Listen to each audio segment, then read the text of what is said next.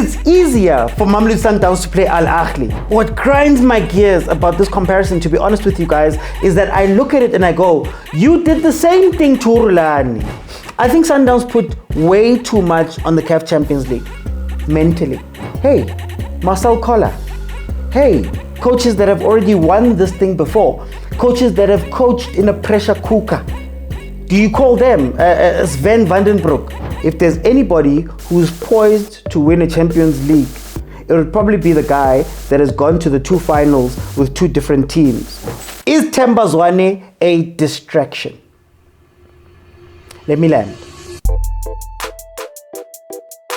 Welcome everybody to the George Mokoena podcast. My name is George Mokoena, and this is a place where we get to have some juicy, interesting discussions about this here football that we enjoy. I'm not always right, but my job is to put things on the table so that we can discuss. And I hope that you'll discuss in the comments. I hope you'll discuss in your friend groups on WhatsApp when you see the boys. I hope that we can take these conversations out into the world so that we can grow this football that we love by dissecting a lot of things that are happening. So please do me the favor of liking, sharing, commenting, and subscribing on the video, on this platform, on all of the platforms, so that we can grow this platform and have it and have these conversations on a bigger base. Anyway, I don't have news this week.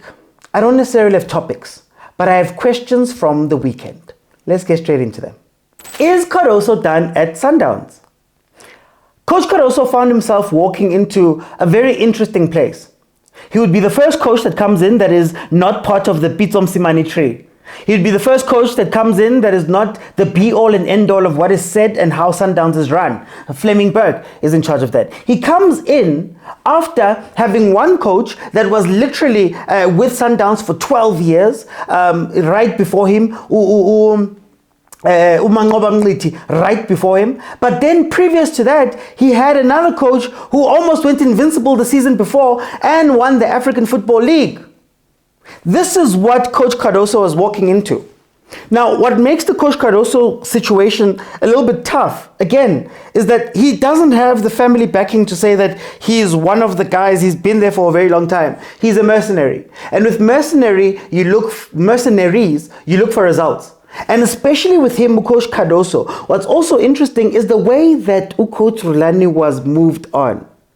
Now, I remember at the time when Coach Rulani was moved on, I said that this is a little bit unfair because it makes it seem as though the Champions League was the goal from the outset, which I don't believe it was, or as hard, believe me or not. I don't think it was the top goal for Sundowns. It wasn't a do or die mission. I think that he did relatively well and maybe should have seen a couple more years. But in that statement that Sundowns released, they spoke about how Coach Rulani did not win the Champions League, essentially, and because he didn't do that, he needed to be moved along, which is fine. In comes Miguel CARDOSO, and the first question I asked from about all of this was to say, does the Champions League become a make or break thing, a deal breaker for Miguel CARDOSO? If he doesn't win the Champions League, does this mean that they're going to get rid of him and move on to the next coach? What's also interesting is that he comes in at a time when there's a Club World Cup as well that you have to think about. You know, Ahly and all of those teams made moves very early to get rid of their coaches so they could bring in Abo Jose Rivero and give them some time before going to the Club World Cup. Now, Coach CARDOSO has to juggle so many different things, which we'll get into.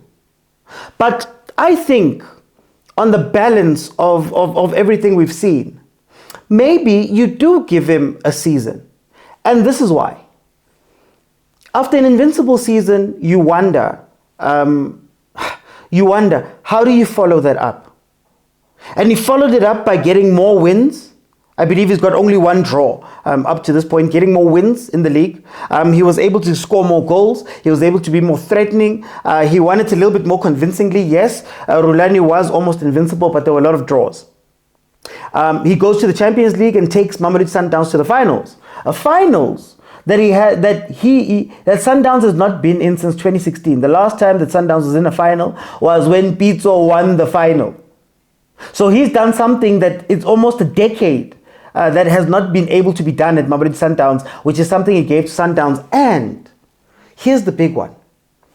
Coach CARDOSO now sits with two CAF Champions League finals in a row. If there's anybody who's poised to win a Champions League, it would probably be the guy that has gone to the two finals with two different teams. A team also that he didn't have a preseason with. He didn't get to the luxury of signings and things like that. So now, I think Mamelodi Sundowns has quite an incredible choice on their hands.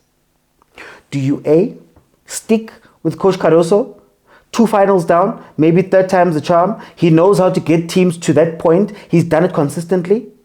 Do you B, go back to maybe a Coach Rulani and you say, Coach Rulani, we were wrong, or a Coach Rulani type coach, where you say, it's fine, what we understand is that it's going to take you 3, 4, 5 tries for you to maybe gain the necessary experience to go out and win that CAF Champions League? Or do you 3, hey, Marcel Koller, hey, coaches that have already won this thing before, coaches that have coached in a pressure cooker, do you call them Sven Vandenbroek? Do you call them and say, guys, come in. You know how to do this. You've won it before. I don't have to worry about you shaking in a final because it wouldn't be your first one. I wouldn't have to worry about you making mistakes in a final because it wouldn't be your first one. Do you bring in those guys and say, we're going to shortcut the system? Those are the three choices that I think Mamelodi Sundowns have. But I want to ask more questions. Here's another question. Back to what we were speaking about. Was Coach Rulani that much better than Coach CARDOSO?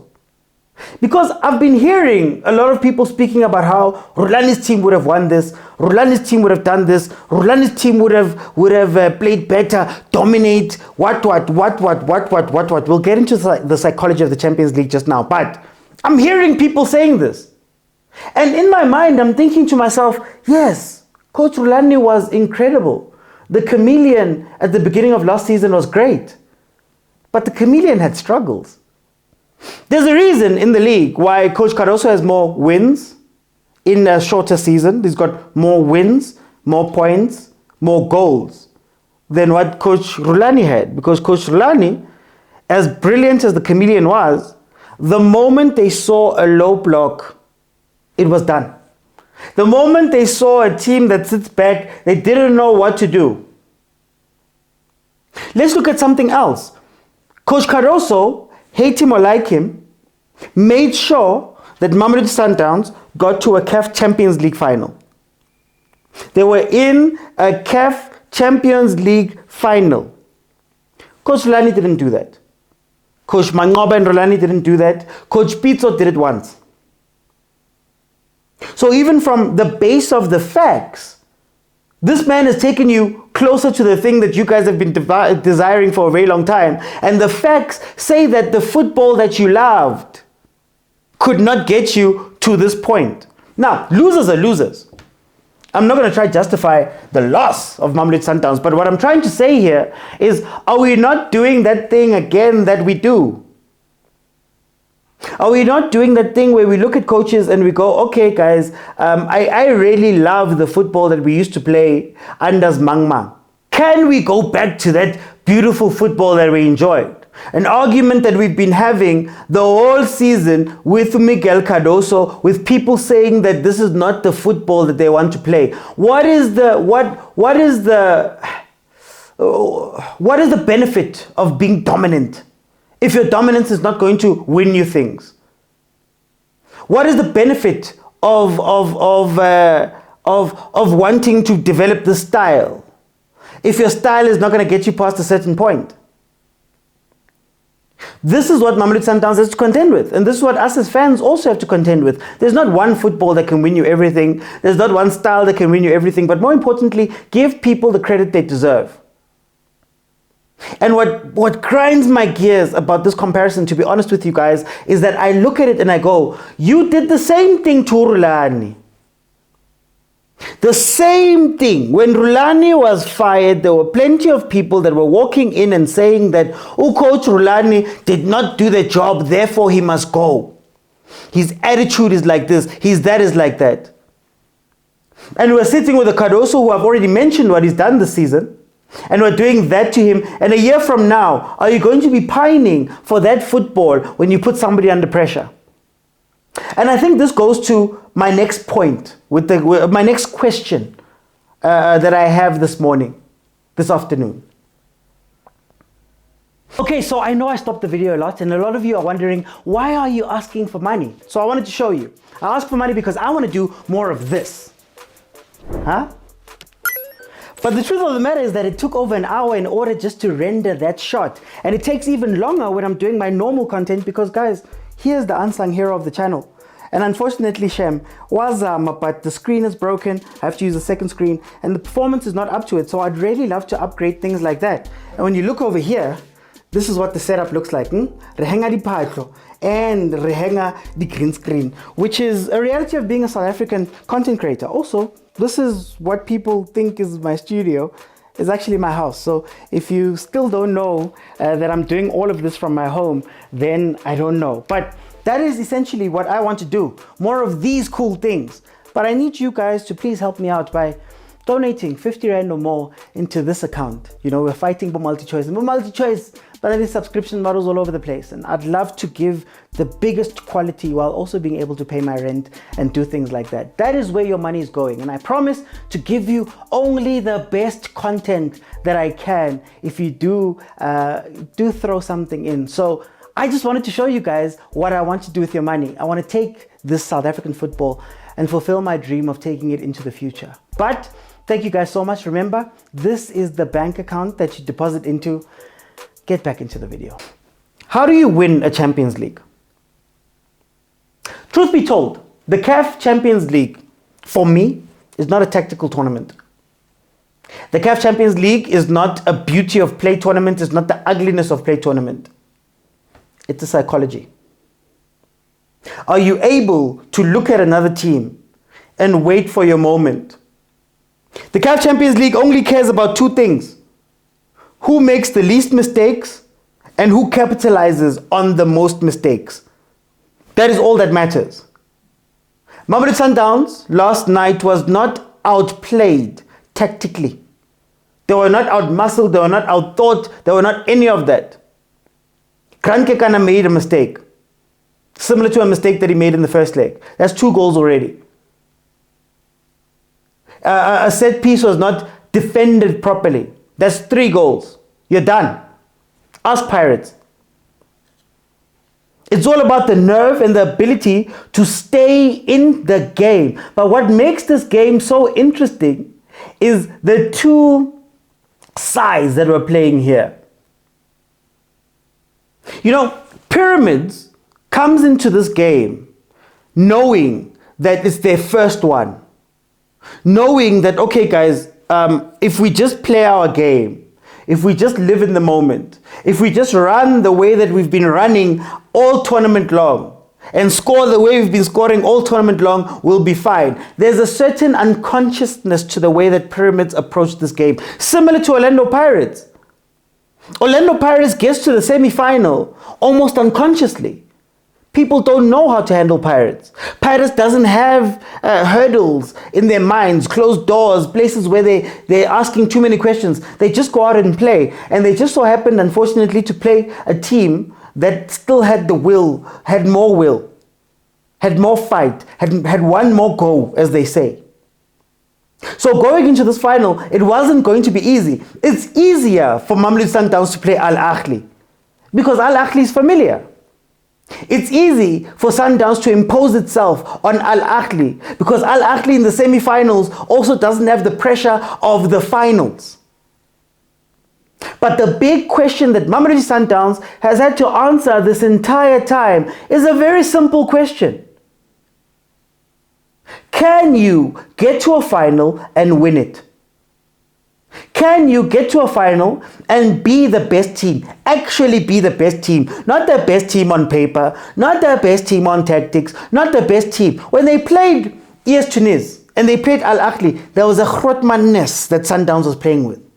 They came into that game and they just imposed themselves on Ahly.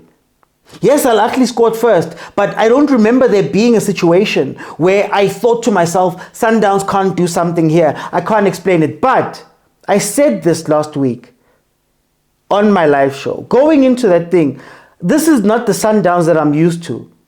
Everybody's shaking. Everybody's asking questions. Now you're asking about Themba Zwane. You're asking about Mayema. Now you're trying to do things that you've never done throughout the season, putting pressure on yourselves and putting pressure on the coach. And it also comes down to the difference between Pyramids and Sundowns. I think Sundowns put way too much on the CAF Champions League, mentally. I think they put way too much on it. Oftentimes, when you take something and you make it the sole importance of everything that you're doing, what tends to happen is that when you get to that thing,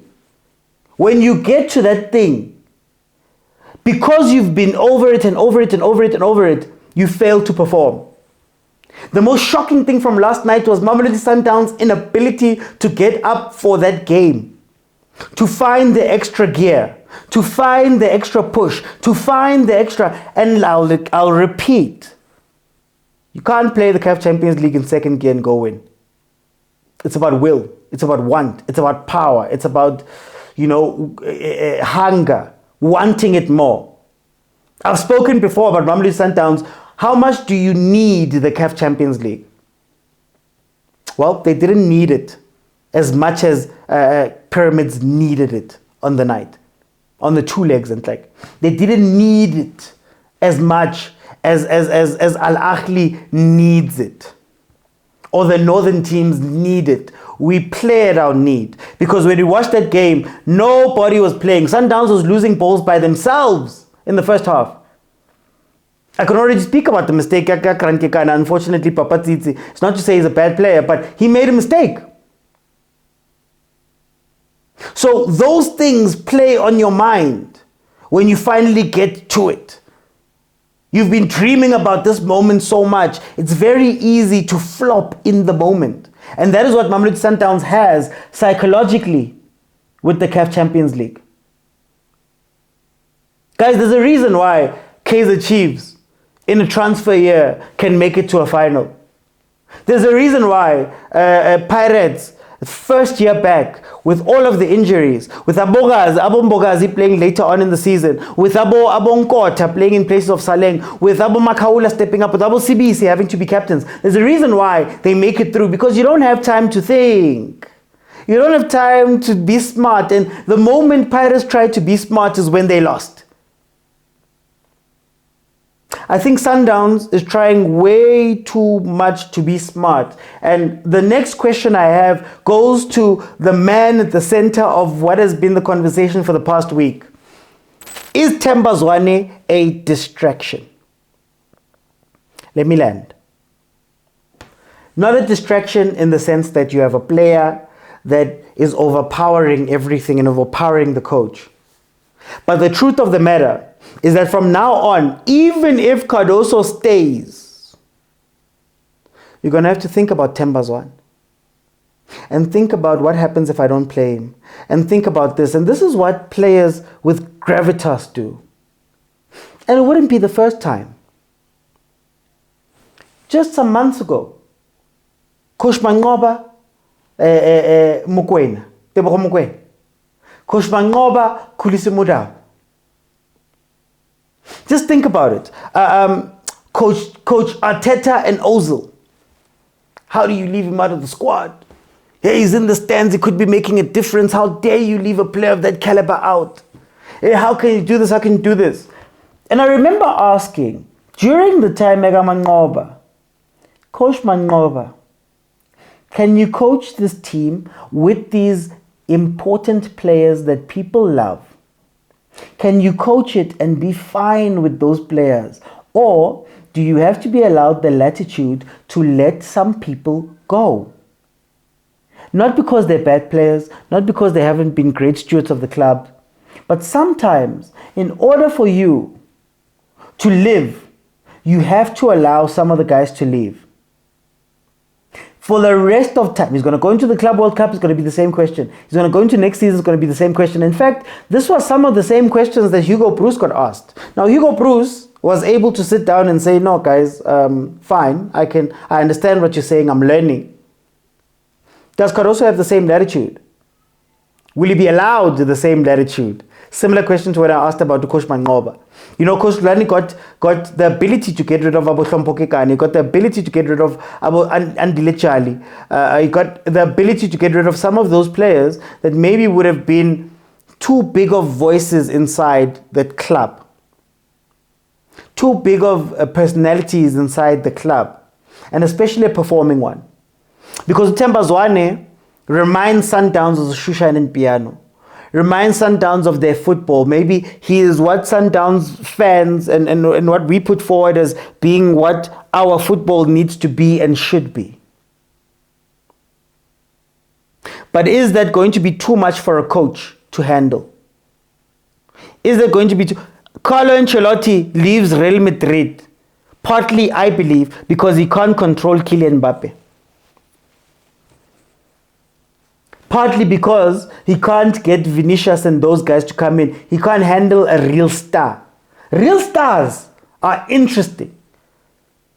And it's a shame for Themba Zwane because he hasn't said anything. He was out injured. Sundowns did the business. He's now available again. He doesn't have to say much. You saw what happens when he walks onto the pitch. Some people may even give him the credit for the goal that puts Mamelodi Sundowns through to the final. Cool. But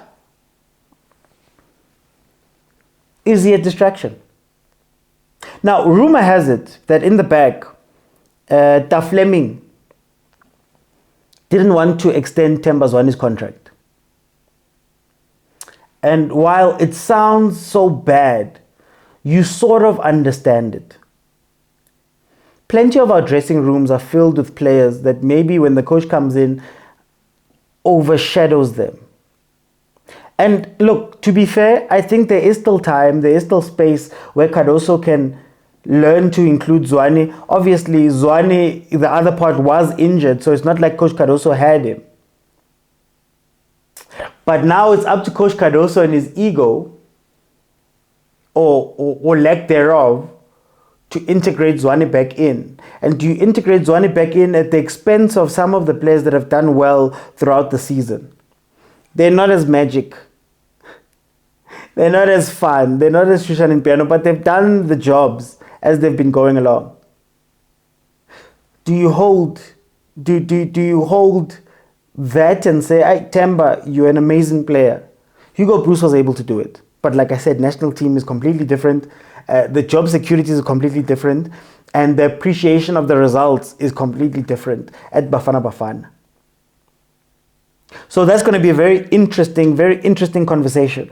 The last thing I want to speak about today is I want to speak on the UEFA Champions League. Obviously, PSG beating Inter 5-0, which was incredible. But the question I want to ask is, are star players overrated? To piggyback on the last point. And this is what I mean. I've just mentioned Kylian Mbappe. Kylian Mbappe was meant to be the king of PSG, the guy who they put all of the burden on to go and bring PSG this Champions League. He wouldn't be the first one. You've looked at Zlatan Ibrahimovic, Edson Cavani, Messi has gone through there, Bo Ramos have gone through there. There's been so many people that have been brought in as though they are the answer. And in comes Luis Enrique. And Luis Enrique, there's a video where he's speaking to Kylian Mbappe.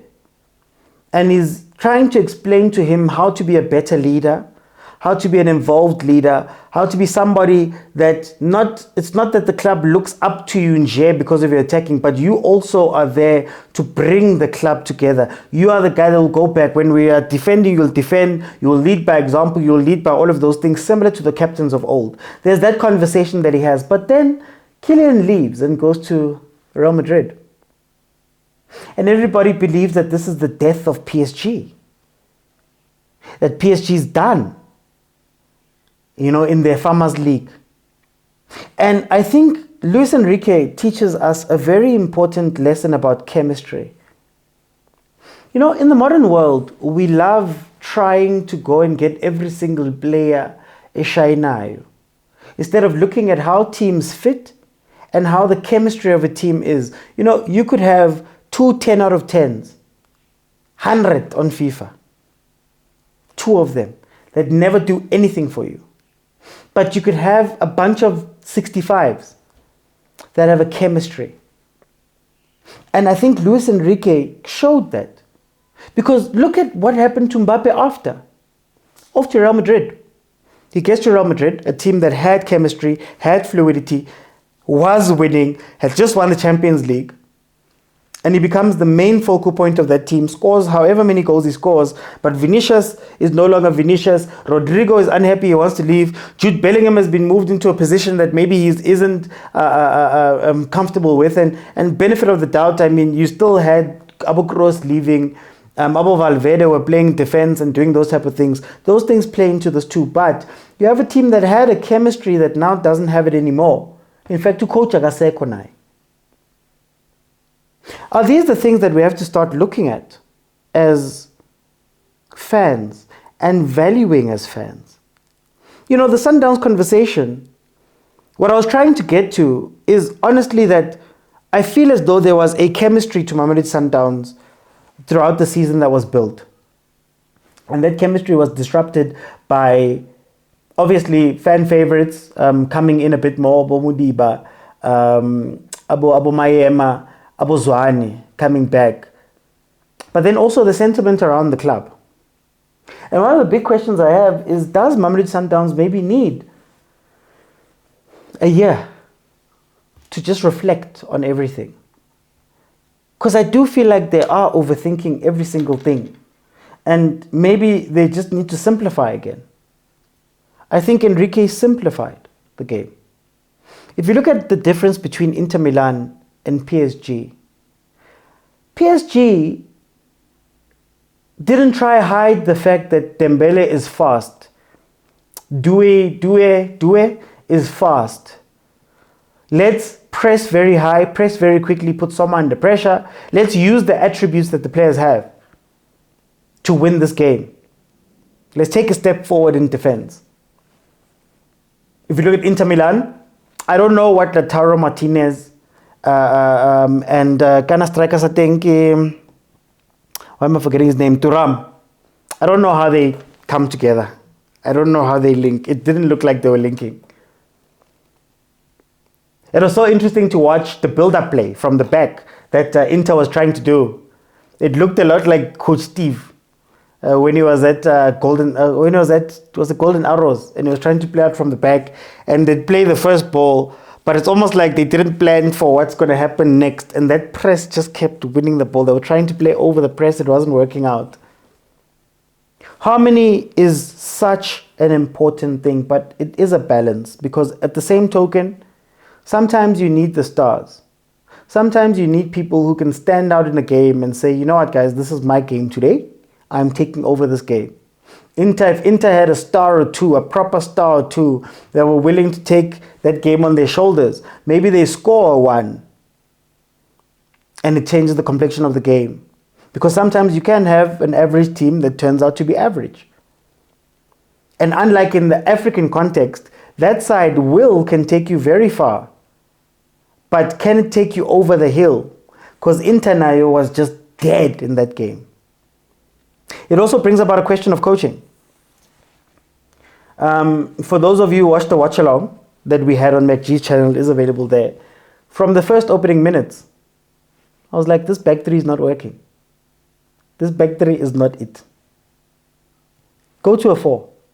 Damage control. It's only 2-0. It's only 1-0. You can maybe come back from this. But they kept doing the same mistakes because there was an arrogance of coaching. There's an arrogance in football.